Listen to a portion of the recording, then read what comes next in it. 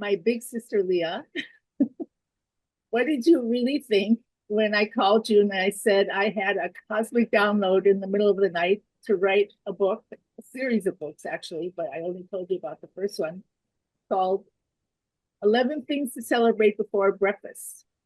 What did you think? I thought, oy vey. But seriously, you and I did collaborate once before on a huge project, which was your memoir, Minefields and Miracles. And the interesting thing was that we never had one argument about it because I said to you right at the beginning, I said, I'm going to edit it, but if you don't agree with any of my edits, then you do what you want. I did have things and I did change things and you did accept them. And I think mostly we agreed.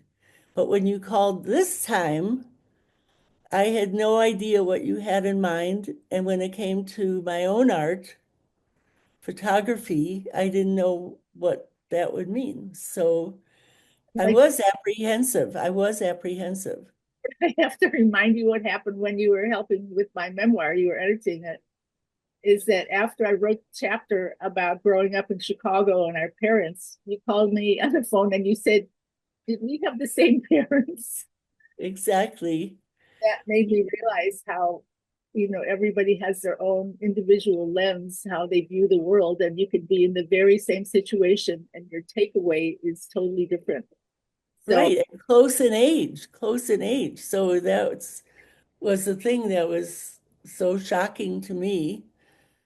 there is something different about this project, though. And because I also had in mind a series, and what I was trying to do by bringing in an artist rather than just having text was to get the world view of the artist that would illuminate the text and the text would illuminate the art. And so when you looked at both of them, they were both enhanced. It's like a couple, that gets married, that they bring something wonderful to the other person that the other person doesn't have.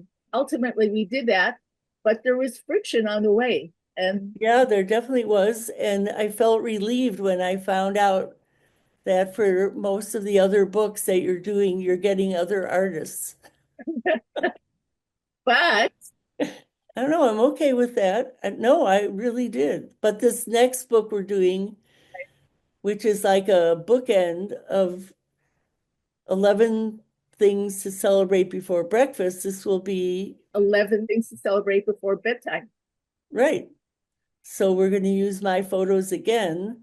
And then after that, your other series in this 11 book series will have other artists and their interpretations of what your download says, your inspiration. But before we go any further, you have to explain your outfit because my sister is the ultimate um, matching of colors and coordination of everything that she's wearing and what it's about, etc. So I think you need to explain that. I just felt that I wanted to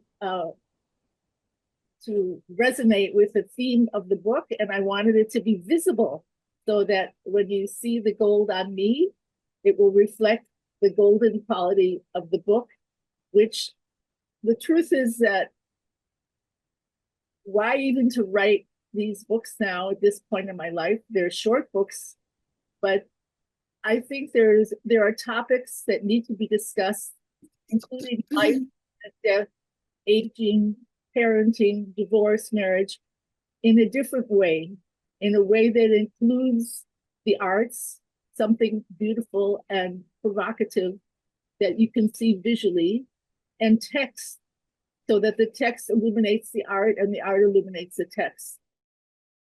The first one just came to celebrate before breakfast. And when we were looking through all your photographs to decide what to put on the cover, this one I love in particular because it has the feeling of celebration.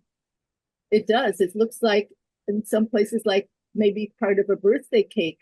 there are lights in the background. I love it, and I think that it immediately we had a different cover planned, and we both didn't like it at the end, and then we searched more, and your son came up with the idea for the from this series of photographs, and that's how we got to this one. So I have to say that for any two artists to collaborate together, there's always a push and pull that's going on because when you see something in your head or imagine something a certain way and someone comes along and disturbs that image, it jolts you because you in your mind you've been carrying a theme and a philosophy. And so the fact that sibling sisters are doing this together, I think is a great achievement. And I want to salute us. And we're still friends. We know now what are the sensitive areas, right, for each of us. And we're we're going to push through no matter what. I don't think people who say they never fought with their siblings, that they always had a perfect environment and everybody always got along. I don't know. I think that between us, there's a level of honesty that we share what we think, and I appreciate that. Even Well, if, I don't think we got to be friends until we were adults. I think that there was a lot of competition when we were younger. and you used to steal my sweaters and wear them without asking for my permission. Yes, after you left for school, I would wear some of your clothes because you always were a shopper and I wasn't. So I think when we got to be adults, it worked out. We became friends, really friends. Far apart, so you couldn't take my things without asking me. Yeah, that's right. And I would be tempted too, because I love your jewelry. So I think, yeah, look at what she's wearing. It's gorgeous. And So I'm more subdued. I just have something like this, but we each have our own tastes. So what's next, Ruth?